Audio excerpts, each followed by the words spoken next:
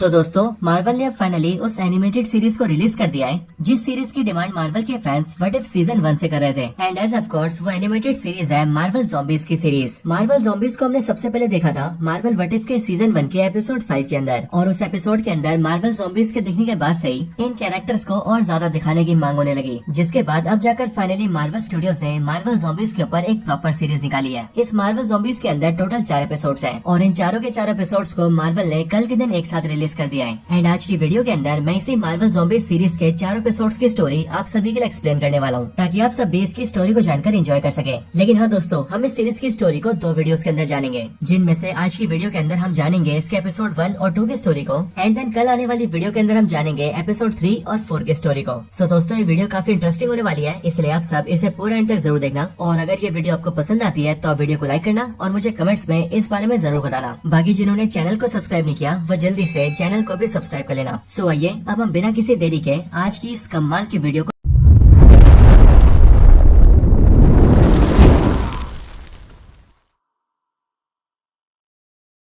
तो Marvel zombies के episode 1 की स्टोरी स्टार्ट होती है एक ऐसी दुनिया से जिस दुनिया के लगभग सारे कैरेक्टर ज़ॉम्बी बन चुके हैं। और दोस्तों, इस बात के चांसेस काफी ज्यादा हैं कि ये दुनिया बिल्कुल वही यूनिवर्स है जिसे हम सभी को मार्वल व्हाट इफ सीजन 1 के एपिसोड 5 में दिखाया गया था। अब कहानी स्टार्ट होती है न्यूयॉर्क सिटी से, जहाँ पर हम एक ज़ॉम्बी को देखते हैं, लेकिन अगले पल कोई ज़ॉम्बी के सर पे तीर मारता है जिससे कि ज़ॉम्बी खत्म हो जा रहा है। लेकिन फिर इसके अगले पल हमें पता लगता है कि ये तीर मारने वाली और कोई नहीं बल्कि केट बिशॉप है, जो कि इस टाइम पर रिरी विलियम्स, कमाला खान और ज़ॉम्बी बन चुके आयरन मैन की बॉडी के साथ है। और दोस्तों, यहाँ पर हम ये नोटिस करते हैं कि ये जो आयरन मैन की बॉडी है इसके अंदर फ्राइडे एआई इंस्टॉल्ड है जो कि इसे कंट्रोल कर रही है। और हो सकता है कि रिरी विलियम्स ने इसके अंदर चेंजेस किए हों, जिसके बाद से ये बॉडी रिरी विलियम्स की टीम का साथ दे रही है। बाकी दोस्तों, आयरन मैन की बॉडी दिखने में अजीब न लगे, इसके लिए रिरी विलियम्स ने इसके सर पे एक टेडी भी डाला हुआ है। अब इन चारों की टीम बेसिकली पूरे शहर में घूम घूम कर सारे ज़ॉम्बीज को मार रहे होते हैं। लेकिन इसके साथ ही हम ये भी देखते हैं कि इस टाइम पर पूरे शहर की हालत बहुत ज्यादा खराब है। लेकिन अब इसके आगे जब ये लोग शहर में चल रहे होते हैं तब अचानक से इनके सामने क्वीन जेट आता है और वो जमीन पर टकराते हुए लैंड कर जाता है। क्वीन जेट को देखकर इन्हें ऐसा लगता है कि शायद से उसके अंदर हो ना हो कोई ह्यूमन होगा, और इसीलिए चारों के चारों जल्दी से उस क्वीन जेट के अंदर जाते हैं और अंदर आकर क्वीन जेट में बैठे हुए इंसान को देखते हैं। बट अंदर आने के बाद ही उन्हें पता लगता है कि वो भी असल में कोई ह्यूमन नहीं बल्कि एक ज़ॉम्बी है। लेकिन रिरी विलियम्स जल्दी से उस ज़ॉम्बी की बॉडी को स्कैन करती है, जिसके बाद उन्हें पता लगता है कि उस ज़ॉम्बी के पेट के अंदर एक काफी खास तरह का ट्रांसमीटर छुपा हुआ है, और वो ट्रांसमीटर काफी स्पेशल है और शायद इसीलिए इस ज़ॉम्बी ने उसे छुपाने के लिए अपने पेट में डाल लिया है। और फिर उस ट्रांसमीटर को निकालने के लिए कमाला खान अपनी पावर्स को यूज करती है एंड वो ज़ॉम्बी के पेट के अंदर से उस ट्रांसमीटर को बाहर निकाल लेती है। लेकिन इसके ठीक बाद ही वो लोग देखते हैं कि उन पर किसी ने हमला कर दिया है। इस अटैक को देखकर केट बिशॉप ये समझ जाती है कि अटैक करने वाला और कोई नहीं बल्कि हॉकाई है, जो कि बिना रुके उन चारों पर अपने तीर से अटैक करने लगता है। लेकिन फिर ये देखकर केट बिशॉप थोड़ा सा छुपती है और वो छुप के हॉकाई पर एरो चलाती है, जिसके बाद एक एरो हॉकाई को लगता भी है। एंड फिर इसी चीज का फायदा उठाकर वो चारों के चारों वहाँ से भाग जाते हैं। अब इसके बाद वो चारों के चारों एक घर में घुसते हैं और वहाँ पर आकर थोड़ा सा आराम करते हैं। इसी टाइम पर रिरी विलियम्स उस ट्रांसमीटर के ऊपर रिसर्च करती है, जिसके बाद जब वो उस बारे में जान जाती है तब अपने दोस्तों को बताती है कि ये असल में काफी खास तरह का ट्रांसमीटर है। एक ऐसा ट्रांसमीटर जो कि साइज में तो काफी छोटा है लेकिन इसके फ्रीक्वेंसी का लेवल बहुत ही बड़ा है। आगे वो ये बताती है कि इस ट्रांसमीटर को डेवलप किया है शील्ड ने, और सिर्फ ये नहीं बल्कि जब ये ज़ॉम्बी वाला प्लेग फैला था एंड धीरे धीरे करके सारे लोग ज़ॉम्बी बनते जा रहे थे, तब उसके बाद ही शील्ड वालों ने इस पूरे ज़ॉम्बी प्लेग को खत्म करने के लिए एक डिवाइस को क्रिएट किया था, और ये छोटा सा ट्रांसमीटर बेसिकली उसी का पार्ट है। लेकिन ये ट्रांसमीटर क्या क्या कर सकता है इस बारे में जानने के लिए हमें शील्ड का मदरबोर्ड चाहिए होगा, और वो इसीलिए क्योंकि इसके अंदर जो भी डेटा है वो सारा का सारा एनक्रिप्टेड है, जिस वजह से अगर हमें इसे डिकोड करना है और इसके बारे में चीजें जाननी है तो हमें शील्ड के मदरबोर्ड की जरूरत होगी। अब इसके आगे रिरी विलियम्स बताती है कि अब हमें जल्दी से जल्दी शील्ड के किसी ऑफिस तक जाना होगा, और जैसा कि मैं जानती हूँ कि यहाँ से सबसे पास शील्ड का एक ऑफिस ओहायो सिटी में है। एंड दोस्तों, मैं भी आपको बता दूं कि न्यूयॉर्क सिटी से ओहायो 800 से 900 किलोमीटर दूर है। लेकिन अब क्योंकि रिरी विलियम्स और उसकी टीम के पास और कोई भी रास्ता नहीं है, इसीलिए वो लोग डिसाइड करते हैं कि वो लोग सीधा गाड़ी से वहाँ जाएंगे और ओहायो पहुंचकर शील्ड के ऑफिस में जाके इस चीज के बारे में और ज्यादा जानेंगे। और फिर इसीलिए वो लोग जल्दी से घर से बाहर निकलते हैं और एक गाड़ी में बैठकर सीधा ओहायो के लिए निकल जाते हैं। बाकी इतने में दोस्तों सीन शिफ्ट होता है और हम सीधा उसी क्वीन जेट को देखते हैं जिस क्वीन जेट के अंदर से रिरी विलियम्स और उसकी टीम को वो ट्रांसमीटर मिला था। यहाँ हम ये देखते हैं कि इस क्वीन जेट के अंदर का जो ज़ॉम्बी होता है वो अभी भी जिंदा होता है, बट इस टाइम पर इसके सामने ओकोई और उसके साथ साथ बहुत सारे ज़ॉम्बीज होते हैं। एंड हम यहाँ पर ये चीज नोटिस करते हैं कि यहाँ के सारे ज़ॉम्बी ओकोई ज़ॉम्बी की बात मानते हैं। इन सारे ज़ॉम्बीज के बीच यहाँ पर हॉकाई भी होता है। अब दोस्तों, यहाँ पर हम ये नोटिस करते हैं कि ये जो ज़ॉम्बी ओकोई होती है इसकी आंखें लाल रंग की होती है, और जैसे कि हमने इससे पहले देखा था कि लाल आंखें ज़ॉम्बी स्कारलेट विच की थी। एंड इसीलिए यहाँ से हमें ये बात तो समझ में आ जाती है कि जो ज़ॉम्बी स्कारलेट विच है उसने ओकोई को अपना गुलाम बना लिया है एंड उसने उसके अंदर अंदर अपनी कुछ मैजिकल पावर्स भी डाल रखी हैं, जिस वजह से ओकोई की जो आंखें वो लाल रंग की हो गई है। लेकिन सिर्फ ये नहीं बल्कि ओकोई के सामने जितने भी ज़ॉम्बीज खड़े होते हैं उन सब की आंखें भी लाल रंग में ग्लो कर रही होती है, जिससे कि हमें ये भी पता चल जाता है कि ओकोई ने इस मैजिक का इस्तेमाल इन सारे ज़ॉम्बीज के ऊपर भी किया है, जिससे कि अब ये सारे ज़ॉम्बीज स्कारलेट विच के गुलाम बन चुके हैं। एंड स्कारलेट विच इन सारे ज़ॉम्बीज की रानी है। एंड दोस्तों इतने में हम ये भी देखते हैं कि जब इस सारे ज़ॉम्बीज के बीच हॉकाई ओकोई के पास चल कर आता है, तब ओकोई इस पावर का इस्तेमाल हॉकाई के ऊपर भी करती है, जिसके बाद देखते देखते हॉकाई की आंखें भी लाल हो जाती है और वो भी स्कारलेट विच का गुलाम बन जाता है। हालांकि इसके बाद सीन शिफ्ट होता है और हम एक बार फिर से रिरी विलियम्स, कमाला खान और केट बिशॉप को देखते हैं, जो कि तीनों फ्राइडे को अपने साथ गाड़ी में लेकर ट्रेवल कर रहे होते हैं और सीधा ओहायो जा रहे होते हैं। बट अब अचानक से रास्ते में उन पर हमला हो जाता है और वो लोग ये नोटिस करते हैं कि हवा में से उन पर आग के गोले गिर रहे हैं। अब वो लोग इस हमले से बचने की कोशिश करते हैं, लेकिन एक अटैक उनकी गाड़ी पर लगता है, जिस वजह से उनकी गाड़ी पलट जाती है और सबके सब उससे बाहर निकल जाते हैं। लेकिन वो लोग ये देखते हैं कि हमला रुक नहीं रहा है, बल्कि हमला और ज्यादा बढ़ चुका है और उनके ऊपर आसमान से बिजली और आग के गोले गिरते जा रहे हैं। अब ये लोग इन सब से बचने की कोशिश कर ही रहे होते हैं कि उसी टाइम पर वहाँ पर बहुत सारे ज़ॉम्बी भी आ जाते हैं। लेकिन अचानक से उन सारे ज़ॉम्बीज पर एक बहुत ही बड़ा अटैक होता है, जिससे कि सारे के सारे ज़ॉम्बी मारे जाते हैं। अब इसके बाद वो लोग ये देखते हैं कि उनके पास दो लोग आ चुके हैं, जिन दोनों में से एक इटर्नल होता है और दूसरी होती है कैप्टन मार्वल, लेकिन ज़ॉम्बी वाली। और यही ज़ॉम्बी कैप्टन मार्वल इस टाइम पर एक इटर्नल से फाइट कर रही होती है एंड इन्हीं दोनों की हवाई फाइट की वजह से नीचे आग और बिजली गिर रही थी। अब दोस्तों यहाँ पर केट बिशॉप के पास एक ट्रिक एरो होता है, वो भी हॉकाई का। एंड ये वाला एरो उसे तब मिला था जिस टाइम पर हॉकाई ने उन पर अटैक किया था और केट ने इस एरो को पाकर इसे बचा कर रखा था ताकि वो इसका इस्तेमाल किसी खास मौके पर कर पाए। एंड इसी वजह से केट बिशॉप यहाँ पर इस एरो का इस्तेमाल करती है और उससे सीधा ज़ॉम्बी कैप्टन मार्वल को मारती है, ये सोचकर कि उससे ज़ॉम्बी कैप्टन मार्वल या तो मर जाएगी या फिर घायल हो जाएगी। लेकिन वो वाला एरो जैसे कैप्टन मार्वल को लगता है, वैसे हम ये जानते हैं कि उस ट्रिक एरो के अंदर कोई खास पावर नहीं होती, क्योंकि उसके अंदर से सिर्फ दिवाली के पटाखे फूटते हैं। और फिर इसीलिए अगले पल ज़ॉम्बी कैप्टन मार्वल अपनी पावर से केट बिशॉप को जलाकर खाक कर देती है। अपनी टीम मेंबर को अपने सामने मरते हुए देखकर कमाला खान और रिरी विलियम्स को बहुत ज्यादा बुरा लगता है। यहाँ तक कि कमाला खान तो कैप्टन मार्वल पर अटैक भी कर देती है, बट रिरी विलियम्स ये जानती थी कि कमाला ज़ॉम्बी कैप्टन मार्वल को नहीं हरा सकती है। और फिर इसीलिए रिरी विलियम्स फ्राइडे को जल्दी से अपना ट्रांसमीटर देती है एंड साथ ही उसे ये कमांड देती है कि वो कमाला खान को लेकर किसी सेफ जगह पर चली जाए। इसके बाद फ्राइडे बिल्कुल ऐसा ही करती है, वो जल्दी से कमाला खान को अपनी पीठ पर बिठाती है और उसे उड़ाकर किसी दूर जगह सेफ ले जाती है। इसके बाद वो ट्रांसमीटर को कमाला को दे देती है एंड फिर वो कमाला खान से कहती है कि मेरा पहला ओनर टोनी स्टार्क था, लेकिन अब मेरा ओनर जा चुका है और इसीलिए मेरी जो दूसरी ओनर है वो है रिरी विलियम्स, लेकिन मैं अपने पहले ओनर टोनी स्टार्क की तरह रिरी विलियम्स को नहीं खो सकती। और फिर इसीलिए कमाला खान से ये बोलकर फ्राइडे जल्दी से रिरी विलियम्स की हेल्प के लिए वापस जाती है। इधर कमाला खान ये नोटिस करती है कि जहाँ पर वो खड़ी है वहीं पर इटर्नल और ज़ॉम्बी कैप्टन मार्वल लड़ते लड़ते आ चुके हैं एंड इसीलिए उनकी लड़ाई से होने वाली तबाही से बचकर कमाला वहाँ से भागने लगती है। लेकिन भागते भागते कमाला खान गिर जाती है और गिरते ही बेहोश हो जाती है। लेकिन इसके बाद जैसे कमाला खान की आंखें खुलती है, वैसे वो देखती है कि वो इस टाइम पर सही सलामत है एंड उसके सामने ब्लेड बैठा हुआ है, जिससे कि हमें भी ये पता लगता है कि कमाला खान की जान ब्लेड ने बचाई है। हालांकि दोस्तों यहाँ पर हम ये भी नोटिस करते हैं कि ये वाला ब्लेड कोई मामूली ब्लेड नहीं होता, बल्कि ये ब्लेड होता है मून नाइट, और वो इसीलिए क्योंकि खोंशू ने इसे अपना अवतार चुना होता है। अब असल में इस वाले यूनिवर्स के अंदर भी एक मार्क स्पेक्टर हुआ करता था और खोंशू ने उसे ही मून नाइट बना रखा था। लेकिन जब ज़ॉम्बी प्लेग फैला तब मार्क स्पेक्टर भी उसकी चपेट में आ गया और वो भी देखते देखते एक ज़ॉम्बी बन गया, जिस वजह से खोंशू ने उससे अपनी पावर्स वापस छीन ली और उसने अपना नया अवतार ब्लेड को बना लिया एंड इसलिए इस टाइम पर ब्लेड नया मून नाइट है। अब यहाँ पर कमाला खान जैसी ब्लेड को अपने सामने देखती है, वैसे वो उससे उसके बारे में पूछती है, जिस पर ब्लेड उसे बताता है कि उसका नाम ब्लेड है और वो खोंशू गोड के कहने पर लोगों की मदद करता है। बट ये बात सुनते ही कमाला खान ब्लेड से कहती है कि इस टाइम पर मुझे अपने दोस्तों के साथ होना चाहिए, क्योंकि उन्हें मेरी मदद की जरूरत है। लेकिन कमाला की बात पर ब्लेड उसे जवाब देता है कि अब उसके दोस्त जा चुके हैं और अब इसीलिए तुम उनसे कभी नहीं मिल सकती। ये बात सुनकर कमाला खान को बहुत बुरा लगता है और फिर इसीलिए वो अपने हाथ में ट्रांसमीटर देखती है एंड उसे देखते हुए कहती है कि मेरे दोस्तों ने इसके लिए अपनी जान दे दी है और अब इसीलिए मैं उनकी कुर्बानी को बर्बाद नहीं होने दूंगी एंड अब मैं किसी भी तरह से ओहायो सिटी में जाकर शील्ड के ऑफिस में जाऊंगी। कमाला की बात सुनकर ब्लेड उससे कहता है कि मैं तुम्हारी हेल्प करूंगा और मैं तुम्हें ओहायो लेकर जाऊंगा। अब इसके बाद ही ब्लेड कमाला खान को अपनी बाइक पर बैठाता है और उसे वहाँ से सीधा ओहायो सिटी लेकर जाता है। अब वो लोग ओहायो सिटी में जैसे शील्ड के ऑफिस तक पहुँचते हैं, वैसे वहाँ पर आकर वो लोग ये देखते हैं कि शील्ड के ऑफिस के बाहर इस टाइम पर बहुत सारे ज़ॉम्बीज खड़े हैं, लेकिन वो सारे के सारे ज़ॉम्बीज सिर्फ खड़े होते हैं, ना ही वो हिल रहे होते हैं और ना ही किसी पर हमला कर रहे होते हैं। अगले पल ज़ॉम्बीज के पीछे से उन्हें किसी की आवाज आती है जो कि उनसे पूछती है कि आखिरकार तुम लोग यहाँ पर किस काम से आए हो। उसकी आवाज सुनकर कमाला खान उसे जवाब देती है कि वो इस टाइम पर शील्ड के ऑफिस में आई है, जहाँ पर उसे इस टाइम पर बहुत जरूरी काम है। कमाला की आवाज सुनकर वो सारे के सारे ज़ॉम्बीज को हटने के लिए कहती है, जिसके बाद ही सारे के सारे ज़ॉम्बीज दो हिस्सों में बढ़ जाते हैं और बीच का रास्ता साफ हो जाता है। जिसके बाद ही ब्लेड कमाला को लेकर सीधा आगे बढ़ता है। जिसके बाद हम लोग भी नोटिस करते हैं कि उन सबके सामने रेड गार्डियन, एजेंट मलीना और यलीना होते हैं और उन तीनों के साथ साथ उनके कई सारे सोल्जर्स भी होते हैं। यहाँ पर कमाला खान इस चीज को नोटिस करती है कि ये सब लोग मिलकर इन सारे ज़ॉम्बीज को कंट्रोल कर रहे हैं और इसीलिए कमाला खान एजेंट मलीना से पूछती है कि आखिरकार वो इन सबको कैसे कंट्रोल कर रही है। ये बात सुनकर एजेंट मलीना उसे बताती है कि वो असल में एक न्यूरोलॉजिकल एजेंट है, यानी कि ऐसी एजेंट जो कि दिमाग के बारे में सब कुछ जानती है और इसलिए अपने ज्ञान की मदद से उसने इन सारे ज़ॉम्बीज के दिमाग को कंट्रोल कर रखा है और इन सबको कंट्रोल करके वो इन्हें इस बिल्डिंग के बाहर खड़ा करती है ताकि कोई अनजान ज़ॉम्बी उनकी बिना मर्जी के अंदर ना सके। अब उन दोनों से मिलकर येलेना उसे पूछती है कि आखिरकार वो दोनों कौन है, जो सुनकर कमाला खान उसे बताती है कि उसका नाम कमाला खान है एंड साथ ही ब्लेड उन्हें बताता है कि उसका नाम ब्लेड है और वो खौंशू का अवतार है। अब इसके बाद कमाला खान उन सभी को वो ट्रांसमीटर दिखाती है एंड ट्रांसमीटर दिखाते हुए वो उन सबको बताती है कि इस वाले ट्रांसमीटर को असल में शील्ड वालों ने डेवलप किया है और ये ट्रांसमीटर शील्ड के उस प्लान का हिस्सा है जिस प्लान का इस्तेमाल करके वो लोग पूरी दुनिया से इस ज़ॉम्बी प्लेग को खत्म कर सकते हैं। लेकिन असल में बात यह है कि इस ट्रांसमीटर के अंदर जो भी डेटा है वो सारा इनक्रिप्टेड है और इसलिए इस डेटा को देखने के लिए हमें शील्ड के अंदर के एक मदरबोर्ड की जरूरत है। कमाला की इस बात को सुनकर रेड गार्डियन उसे बताता है कि हमारे पास यहाँ पर शील्ड का एक मदरबोर्ड है और फिर इसलिए इस बात को जानते ही वो लोग जल्दी से बिना देरी किए इस ट्रांसमीटर को शील्ड के मदरबोर्ड में फिट करते हैं एंड सारी डिटेल्स बाहर निकालते हैं। सारी डिटेल्स को देखने के बाद एजेंट मलीना सभी को बताती है कि ये बात सच है कि इसे शील्ड ने डेवलप किया है और वो भी ज़ॉम्बी प्लेग को हटाने के लिए। एक्चुअली में ये एक ऐसा ट्रांसमीटर है जिससे हम दूर तक सिग्नल भेज सकते हैं और इन्फॉर्मेशन के हिसाब से इस ट्रांसमीटर को ऐसे डिजाइन किया गया है कि आउटर स्पेस के अंदर एक इंटर गैलेक्टिक अथॉरिटी को कॉन्टेक्ट कर सकती है जिस अथॉरिटी का नाम है नोवा कॉर्प्स। और वो भी इसीलिए क्योंकि शील्ड को ऐसा लगता है कि नोवा कॉर्प्स के पास ऐसी टेक्नोलॉजी है जिस टेक्नोलॉजी का इस्तेमाल करके हम लोग अपनी दुनिया से ज़ॉम्बी प्लेग को खत्म कर सकते हैं। ये बात सुनकर रेड गार्डियन काफी खुश होता है एंड फिर वो और कमाला खान दोनों एजेंट मलीना से कहते हैं कि अगर ऐसी बात है तो हम जल्दी से ट्रांसमीटर का इस्तेमाल करते हैं और मदद बुलाते हैं। बट इस बात पर एजेंट मलीना उन सबको बताती है कि ये करना इतना भी आसान नहीं है और वो इसीलिए क्योंकि ये ट्रांसमीटर यहाँ से डायरेक्टली फ्रिक्वेंसी नहीं भेज सकता। वो ये बताती है कि आज से कुछ समय पहले जब वकांडा पर हमला हुआ तब उन सब चीजों की वजह से हमारी दुनिया के सारे सिग्नल्स तितर बितर हो गए और अब इसीलिए हम ना तो किसी सिग्नल को दुनिया से बाहर भेज सकते हैं और न ही कोई सिग्नल बाहर से दुनिया में आ सकता है। लेकिन हाँ, इसका अभी भी एक तरीका बाकी है और वो तरीका ये है कि अगर हम अर्थ से बाहर चले जाएं और आउटर स्पेस में आ जाएं तो फिर वहाँ पहुंचकर हम इस ट्रांसमीटर का इस्तेमाल करके नोवा कॉर्प्स को कांटेक्ट कर सकते हैं। और सिर्फ यही नहीं बल्कि शील्ड वाले ऐसा कर भी रहे थे। एक्चुअली में शील्ड के जिस स्पेस पर इस ट्रांसमीटर को डेवलप किया गया था वो लोग वहाँ से इस ट्रांसमीटर को सीधा स्पेस में भेजने की तैयारी कर रहे थे ताकि ये ट्रांसमीटर स्पेस में आके सीधा नोवा कॉर्प्स से कांटेक्ट कर सके। लेकिन इससे पहले कि वो लोग इसे स्पेस में भेज पाते सारे ज़ॉम्बीज ने उनके बेस पर हमला कर दिया और उनका पूरा प्लान चौपट कर दिया। और फिर इसीलिए उन सारे ज़ॉम्बीज से इस ट्रांसमीटर को बचाने के लिए शील्ड वालों ने इस ट्रांसमीटर को एक क्विंजेट के जरिए बहुत दूर भेज दिया जिसके बाद शायद से ये तुम्हें मिल गया। अब हालांकि ये लोग यहाँ पर ये प्लान कर ही रहे होते हैं कि आखिरकार वो लोग इस ट्रांसमीटर से नोवा कॉर्प्स को कैसे कांटेक्ट कर सकते हैं कि इतने में हम लोग ये देखते हैं कि उनके बेस पर एक अलार्म बजने लगता है जो रेड अलार्म खतरे का सिग्नल होता है। ये चीज देखकर एजेंट मलीना जल्दी से अपने कैमरेज को एक्सेस करती है जिसके बाद बाहर के कैमरेज को देखकर उन्हें पता लगता है कि अभी उनके बेस के सामने एक ज़ॉम्बी खड़ी है जो ज़ॉम्बी और कोई नहीं बल्कि ओकोई होती है। और अब जैसा कि ओकोई की आंखें लाल होती है इसलिए वो देखकर एजेंट मलीना ये कहती है कि आखिरकार इस ज़ॉम्बी की आंखें लाल क्यों है। अब जैसा कि हम जानते हैं कि ब्लेड के अंदर खौंशों की पावर्स है इसीलिए ब्लेड ओकोई को देखकर ये जान जाता है कि वो स्कारलेट विच के साथी है और इसीलिए उसे देखकर वो सभी को बताता है कि एक्चुअली में ये स्कारलेट विच की साथी है जो स्कारलेट विच सारे ज़ॉम्बीज की क्वीन बनी हुई है और इस टाइम पर ज़ॉम्बी स्कारलेट विच ने बहुत सारे ज़ॉम्बीज को अपने नीचे गुलाम बना रखा है। अब अगले पल हम ओकोई को देखते हैं जिसके अगल बगल में बहुत सारे ज़ॉम्बीज आने लगते हैं यहाँ तक कि यहाँ पर एक ज़ॉम्बी कैप्टन अमेरिका भी होता है और यहाँ पर ओकोई सबसे कहती है कि जो चीज हमें चाहिए वो इसी बेस के अंदर है। ये चीज देखकर कमाला खान और अंदर के सारे लोग भी समझ जाते हैं कि ओकोई और ये सारे के सारे ज़ॉम्बी और किसी चीज के नहीं बल्कि इस ट्रांसमीटर के पीछे पड़े हैं क्योंकि शायद से हो सकता है कि ये सब भी इस ट्रांसमीटर के बारे में जानते हैं कि इस ट्रांसमीटर के अंदर ज़ॉम्बी प्लेग को खत्म करने की पावर्स है एंड शायद ये लोग ये नहीं चाहते कि दुनिया से ज़ॉम्बी प्लेग खत्म हो। अब इसके आगे हम ये देखते हैं कि ओकोई सारे ज़ॉम्बीज को धीरे धीरे करके आगे बढ़ने के ऑर्डर्स देती है जो चीज देखकर येलेना, रेड गार्डन और एजेंट मलीना भी तैयार होते हैं और वो अपने बेस के सारे सोल्जर्स को रेडी करते हैं ताकि वो लोग वॉर लड़ सकें। इन सबके साथ ही एजेंट मलीना ने जितने सारे ज़ॉम्बीज के दिमाग को कंट्रोल कर रखा होता है वो उन सबको भी लड़ने के लिए तैयार कर लेती है। अब इसके बाद स्कारलेट विच के कंट्रोल वाले जितने भी ज़ॉम्बीज उन पर अटैक करने आ रहे होते हैं बेस के सारे सोल्जर्स मिलकर उन पर हमला करते हैं और उन सभी पर बम के गोले फेंकते हैं जिससे कि वहाँ पर बहुत बड़े बड़े ब्लास्ट होते हैं और कई सारे ज़ॉम्बीज एक ही बार में मारे जाते हैं। लेकिन फिर इसके बाद भी बहुत सारे ज़ॉम्बीज जिंदा बच जाते हैं और वो बेस के करीब आ जाते हैं। लेकिन वो लोग जैसे करीब आते हैं वैसे ही बेस के सामने जो ज़ॉम्बीज खड़े होते हैं यानी कि वो ज़ॉम्बीज जो कि एजेंट मलीना के कंट्रोल में है वो सभी स्कारलेट विच वाले ज़ॉम्बीज को मारने लगते हैं। हालांकि इसी लड़ाई के बीच हम ये देखते हैं कि ज़ॉम्बी कैप्टन अमेरिका एक डक्ट के जरिए सीधा बिल्डिंग के अंदर आ जाता है और इस टाइम पर हम ये देखते हैं कि ज़ॉम्बी कैप्टन अमेरिका की सिर्फ ऊपर की बॉडी होती है क्योंकि अगर आपको याद हो तो व्हाट इफ के सीजन 1 के एपिसोड 5 के अंदर जब ये ज़ॉम्बी पहली बार दिखा था तब उस टाइम पर बकी ने इसी के शील्ड से इसकी बॉडी काट दी थी। अब हालांकि यहाँ पर आते ही ये सब पर अटैक करता है जिसके बाद धीरे धीरे कई सारे ज़ॉम्बीज अंदर आ जाते हैं जिसके रिस्पॉन्स में सबकी आपस में फाइट स्टार्ट हो जाती है। अब देखते ही देखते बेस के अंदर बहुत सारे ज़ॉम्बीज आ जाते हैं जिस वजह से वो लोग डिसाइड करते हैं कि अब उन सबको मिलकर इस बेस से भागना पड़ेगा। लेकिन अब यहाँ से सबको निकालने के लिए एजेंट मलीना डिसाइड करती है कि वो खुद यहाँ पर रुककर इन सारे ज़ॉम्बीज से फाइट करेगी ताकि बाकी सब यहाँ से सेफली निकल पाए और फिर ऐसा करने के लिए वो सबको वहाँ से भेज देती है और खुद वहाँ ज़ॉम्बी से लड़ने के लिए रुक जाती है। अगले पल वहाँ पर ओकोई और बहुत सारे ज़ॉम्बीज आ जाते हैं लेकिन एजेंट मलीना अपने टेक का इस्तेमाल करके उन सारे ज़ॉम्बीज को अपने कंट्रोल में कर लेती है। लेकिन दोस्तों अगले पल ओकोई फिर से सारे ज़ॉम्बीज को अपने कंट्रोल में करती है और अपने वेपन का इस्तेमाल करके एजेंट मलीना को खत्म कर देती है। इधर बाकी टीम मेंबर्स के निकलने से पहले उन पर घोस्ट अटैक कर देती है जो घोस्ट भी अब ज़ॉम्बी बन चुकी थी। लेकिन इससे ब्लेड फाइट करता है जो कि खौंशू का अवतार है और वो वो देखते देखते ज़ॉम्बी होस्ट को खत्म कर देता है। लेकिन अगले पल उनके पास ज़ॉम्बी एबोमिनेशन आता है, बट उसके खुद तक पहुंचने से पहले बाकी सारे टीम मेंबर्स बाइक लेते हैं और बाइक से बेस से बाहर निकल के भाग जाते हैं। अब इसके बाद जब ये लोग बेस से काफी दूर आ जाते हैं, तब ये लोग बेस को देखते हैं कि बेस पूरी तरह से जल चुका है और मेलिना ने उन सबको बचाने के लिए अपनी कुर्बानी दे दी है। एंड इसीलिए वो लोग डिसाइड करते हैं कि वो लोग मेलिना की कुर्बानी बर्बाद नहीं होने देंगे और वो लोग इस ट्रांसमीटर का इस्तेमाल करके दुनिया भर से ज़ॉम्बी प्लेग को खत्म करेंगे। लेकिन अब इसके लिए उन्हें जरूरत थी एक स्पेसशिप की, जो कि उन्हें आउटर स्पेस पे लेकर जाए। और अब उसके लिए ब्लेड उन सबसे कहता है कि वो जानता है कि उन्हें शिप कहाँ पर मिल सकता है, जिसके बाद ही वो सबके सब शिप को ढूंढने के लिए ब्लेड के साथ चले जाते हैं। लेकिन अब दोस्तों यहीं पर एपिसोड 1 खत्म होता है और इसके ठीक बाद ही स्टार्ट होता है एपिसोड नंबर 2।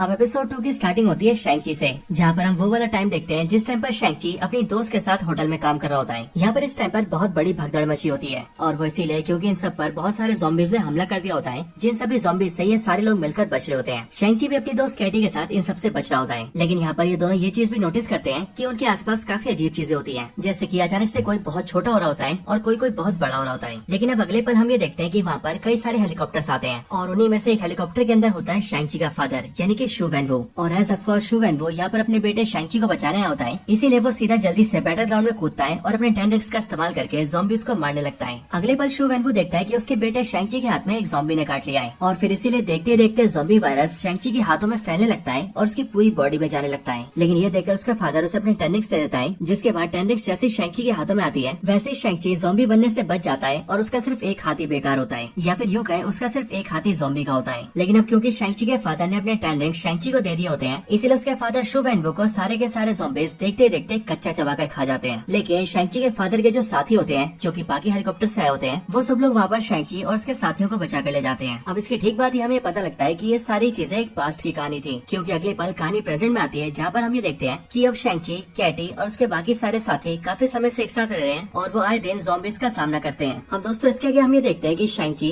कैटी एंड उनके बाकी सारे साथी मिलकर एक समुद्र के किनारे के पास पहुँचते हैं, जहाँ पर इस टाइम पर और भी काफी सारे लोग होते हैं। यहाँ पर हम ये देखते हैं कि इन सारे लोगों के बीच ही इधर Kamala Khan, Red Guardian, Yelena और ब्लेड ये चारों भी मौजूद होते हैं। यहाँ पर इस समय से रेड गार्डियन जैसे शैंग-ची का हाथ देखता है, वैसे उसे ऐसा लगता है कि ये एक ज़ॉम्बी है और फिर इसीलिए वो शैंग-ची से धक्का मुक्की करने लगता है। लेकिन फिर बाद में उसे पता लगता है कि शैंग-ची बिल्कुल सही है और केवल उसका एक हाथ ही ज़ॉम्बी जैसा है। लेकिन फिर इसके बाद ही यहाँ पर हम बैरन ज़ीमो को देखते हैं, जिसके बाद ही हमें पता लगता है कि यहाँ पर बैरन ज़ीमो एक बहुत ही अच्छा काम कर रहा है। असल में बैरन ज़ीमो के पास एक बड़ी सी जगह होती है, जो जगह एक्चुअली में एक जेल होती है और ये जेल बिल्कुल वैसी जेल होती है जैसे हम सभी ने एमसीयू की कैप्टन अमेरिका सिविल वॉर में देखी थी। लेकिन यहाँ पर इस पर पूरी तरह से कंट्रोल बैरन ज़ीमो का होता है और सिर्फ ये नहीं बल्कि यहाँ पर जितने भी सोल्जर्स काम करते हैं वो सब भी ज़ीमो की बात मानते हैं। और यहाँ पर बैरन ज़ीमो यहाँ मौजूद सारे लोगों को इसके अंदर डालकर यहाँ से काफी दूर ले जा रहा होता है, दुनिया के एक ऐसे कोने में जहाँ पर ज़ॉम्बीज बिल्कुल भी नहीं है, ताकि ये सबके सब लोग वहाँ पर जाकर चैन की सांस ले सके और अपनी जिंदगी बिता सके। अब इसके लिए शैंग-ची की पूरी टीम और इवन कमाला खान की भी पूरी टीम सबके सब लोग उसके अंदर चले जाते हैं, जिसके बाद ही वो जेल वापस पानी में चला जाता है और फिर उसके बाद ही वो जेल, जो कि एक अंडरग्राउंड सबमरीन की तरह भी काम करता है, वो पानी में ट्रेवल करते करते आगे बढ़ने लगता है। अब यहाँ अंदर ही कमाला खान की टीम और शैंग-ची की टीम आपस में काफी सारी बातें करती है, जिसके बाद ही कमाला खान सबको अपना प्लान भी बताती है और वो शैंग-ची की टीम को समझाती है कि वो किस तरह से ज़ॉम्बी प्लेग को दुनिया से खत्म करने वाली है। लेकिन दोस्तों इसके बाद ही हम बाहर की तरफ ओकोई को देखते हैं, जैसे कि इस टाइम पर ये पता था कि ये सब के सब लोग इस टाइम पर इस जेल के जरिए, जो कि एक अंडरग्राउंड सबमरीन की तरह है, उसके जरिए पानी के अंदर होते हुए किसी दूसरी जगह पर जा रहे हैं। लेकिन उनके बारे में बोलते हुए ओकोई यहाँ पर कहती है कि उन सबको ऐसा लगता है कि वो लोग सेफ है, लेकिन वो लोग सेफ बिल्कुल भी नहीं है। और ओकोई की कही हुई इस बात से हमें ये समझ में आ जाता है कि हो ना हो ओकोई उन सब के ऊपर पानी के अंदर ही अटैक करवाएगी। और फिर दोस्तों ओकोई के ऐसा बोलने के ठीक बाद ही हम पानी के अंदर नेमोर को देखते हैं, जिसे देखकर हमें पता लगता है कि नेमोर भी एक ज़ॉम्बी है और उसकी लाल आंखें हमें ये समझा देती हैं कि वो भी बाकी सब की तरह स्कारलेट विच का ही गुलाम है, जो कि शायद से ओकोई के कहने पर सारे ह्यूमंस पर अटैक करेगा। अब दोस्तों इसके बाद ही हम फिर से अंडरग्राउंड वाली जेल को देखते हैं और अब क्योंकि ये एक जेल है इसीलिए इसके एक सेल के अंदर कमाला खान एंड उसकी पूरी टीम रह रही होती है। लेकिन अगले पल हम ये देखते हैं कि उनके सेल को पूरी तरह से लॉक कर दिया जाता है और उनके सेल के सामने बैरन ज़ीमो आता है, जो कि यहाँ पर आते अपना असली रूप दिखाता है और वो बाहर से उस सेल के दरवाजे को खोलकर कमाला खान एंड उसकी टीम के सारे मेंबर्स को पानी में बहा देता है। और एक्चुअली में ज़ीमो ने उन सबको पानी के अंदर इसीलिए बहाया होता है ताकि ज़ॉम्बी नेमोर उन सब पर अटैक करके उन्हें खा ले और वो आज की रात बाकी लोगों पर हमला न करे। इधर पानी के अंदर हम ये देखते हैं कि कमाला खान अपनी पावर्स का इस्तेमाल करके सबकी जान बचा लेती है, बट अगले पल उन सबके सामने नेमोर आता है और वो उन सब पर अटैक कर देता है। लेकिन उसके हमले की वजह से सब लोग वापस से अंदर आ जाते हैं और उनके पीछे पीछे नेमोर भी अंदर घुस जाता है। हालांकि नेमोर को वहाँ पर देखते ही ज़ीमो उसे एक कंटेनर के अंदर लॉक करवा देता है, लेकिन नेमोर के पीछे पीछे उसकी आर्मी के दूसरे ज़ॉम्बीज भी अंदर घुस जाते हैं और वो बारी बारी करके सब पर हमला कर देते हैं, जिस वजह से वहाँ पर काफी तगड़ी लड़ाई स्टार्ट हो जाती है। अब दोस्तों ये सब देखकर कमाला खान एंड उसकी पूरी टीम यहाँ से निकलने की कोशिश करती है और यहाँ से भागते हुए कमाला खान सबसे कहती है कि वो सबको किसी भी तरह से इस ट्रांसमीटर को एस्गार्ड तक पहुँचाना होगा, क्योंकि अगर उन्होंने इस ट्रांसमीटर को एक बार एस्गार्ड पहुँचा दिया तो फिर शील्ड वालों ने दुनिया को बचाने बचाने के लिए जो प्लान बनाया था वो प्लान कामयाब हो जाएगा। लेकिन दोस्तों इतने में हम ये देखते हैं कि जिस कंटेनर में नेमोर को लॉक करके रखा गया था, नेमोर उस कंटेनर को तोड़ देता है और उससे बाहर आकर सीधा कमाला खान एंड उसकी पूरी टीम पर अटैक कर देता है। लेकिन कमाला सभी को बचाने के लिए अपने सामने अपनी पावर्स का इस्तेमाल करती है और नेमोर के आगे एक बैरियर क्रिएट कर देती है। हालांकि इसके बाद ही नेमोर बारी बारी करके इन सबसे फाइट करने लगता है और वो इन सबको बहुत बुरी तरह से मारता है। इवन वन में से कई सारे ह्यूमंस की तो जान भी ले लेता है। लेकिन फिर जब किसी को समझ नहीं आता कि वो लोग नेमोर को कैसे हराएंगे, तब उसके बाद ही कमाला खान अपने हाथ को क्रिस्टल में फॉर्म करती है और फिर अपने हाथ को नेमोर के मुंह में डालकर एक बड़े से क्रिस्टल को फॉर्म करती है, जिस वजह से नेमोर का सर फट जाता है और नेमोर का दी एंड हो जाता है। लेकिन फिर इसके ठीक बाद ही उन सबको वहाँ पर एक छोटा सा पॉड मिल जाता है, एक ऐसा पॉड जिसके अंदर बैठकर वो लोग वहाँ से दूर भाग सकते हैं और फिर इसीलिए वो लोग बिना किसी देरी के उसके अंदर घुस जाते हैं। लेकिन हम ये देखते हैं कि येलेना उसके अंदर नहीं आती और वो दरवाजा बंद करके उन सबको वहाँ से जाने के लिए कहती है, जिसके बाद ही वो सारे के सारे लोग वहाँ से निकल जाते हैं। हालांकि यहाँ पर रेड गार्डियन अपनी बेटी येलेना को वापस आने के लिए कहता है, लेकिन येलेना उन सबके साथ नहीं जाती और वो अकेले वहाँ पर रुकती है ताकि अगर कोई ज़ॉम्बी उनके पीछे से उन पर हमला करने की कोशिश करे तो येलेना उसे वहीं पर रोक दे। इसके बाद ही वो सब लोग मिलकर ये डिसाइड करते हैं कि आखिरकार अब उन्हें कहाँ पर जाना चाहिए। जिसके बाद ही शैंक-ची यहाँ पर कमाला खान की बात को याद करते हुए कहता है कि अब हम यहाँ से सीधा एसगार्ड जाएंगे। और दोस्तों ये वाला एसगार्ड इस टाइम पर दुनिया के बाहर वाला एसगार्ड नहीं है, बल्कि यह है न्यू एसगार्ड, वो वाला एसगार्ड जिसे थॉर ने अर्थ पर बसाया था। और ये सब लोग मिलकर अब सीधा न्यू एसगार्ड ही जाएंगे। लेकिन दोस्तों इनके न्यू एसगार्ड की तरफ निकलने के साथ ही ये एपिसोड भी यहीं पर खत्म हो जाता है। तो दोस्तों यही थी वीडियो मार्वल ज़ॉम्बी सीरीज के एपिसोड 1 और एपिसोड 2 की स्टोरी के ऊपर। आपको इन दोनों एपिसोड्स की स्टोरी और हमारी ये वीडियो कैसी लगी ये आप मुझे कमेंट्स में जरूर बताना। आपको वीडियो पसंद आई हो तो वीडियो को लाइक करना और अगर आपने चैनल सब्सक्राइब नहीं किया तो जल्दी से चैनल को भी सब्सक्राइब कर लेना। बाकी दोस्तों मैं आपसे मिलता हूँ मार्वल ज़ॉम्बीज के एपिसोड 3 और एपिसोड 4 की स्टोरी के अंदर, जो वीडियो आप सभी के लिए मैं कल ही अपलोड कर दूंगा। लेकिन तब तक के लिए गुड बाय।